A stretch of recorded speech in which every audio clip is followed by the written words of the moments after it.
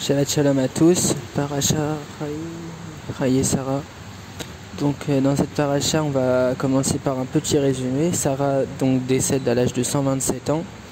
Elle est alors inhumée dans la grotte de Marpella à Hebron, qu'Abraham va acquérir pour le prix de 400 shekels d'argent.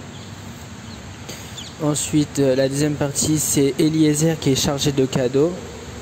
Donc Eliezer qui est le serviteur d'Abraham et qui est envoyé à Haran afin d'y trouver une épouse pour Israël devant le puits.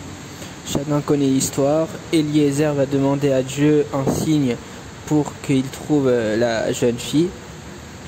Donc il lui dit ce sera la jeune fille qui va offrir à boire au chameau, sera alors destinée au fils de son maître, donc à Israël. Il y a Rivka qui arrive, Rivka fille de Bethuel, donc le neveu d'Abraham, qui va accomplir ces signes. Eliezer donc est reçu chez Bethuel et il va relater les événements qui viennent de survenir. Rivka accepte de suivre Eliezer en Canaan où il rencontre Israël priant dans les champs. Israël va épouser Rivka, qu'il aime profondément et par qui il est consolé de la perte de sa mère. Abraham, quant à lui, va prendre une nouvelle épouse, donc Agar, qui lui donne donc 6 nouveaux fils, mais Israël est désigné comme son seul héritier.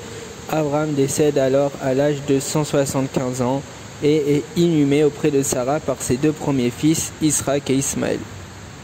On va maintenant essayer de réfléchir donc, sur un passage de la paracha, donc le passage de la mort de Sarah Imenu, qui n'a pas survécu à l'annonce de la Akedat Israël. Donc le Rav Eliyahu Dessler dans Mirtav Meliyahu, il considère cette épreuve comme la plus difficile épreuve auquel Abraham est confronté, en découvrant donc le décès de sa femme. D'ailleurs, il ne trouve pas d'endroit pour l'enterrer, si ce n'est donc à prix démesuré, on a dit 400 shekels, sur le terrain d'Ephron, le Hitti. Donc le Ramban explique que les Hittim savaient qu'Akadosh Baruch Hu avait promis la terre d'Israël à Abraham, Avinu, et malgré cela, ils vont tout faire pour l'empêcher donc d'enterrer, de donner une tombe.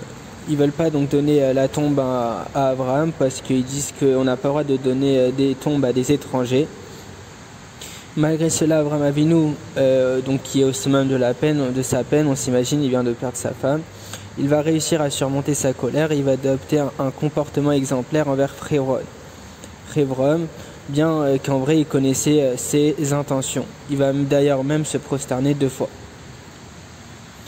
Les sages, donc, par ce passage, nous enseignent que l'homme a le devoir de se dire quand mes actions rejoindront-elles celles de nos patriarches.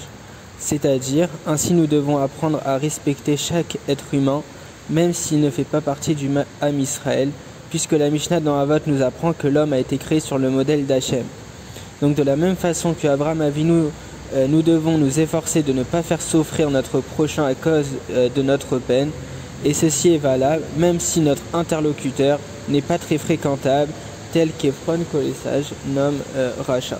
Shabbat Shalom à tous, plein de bonnes choses. Chazak.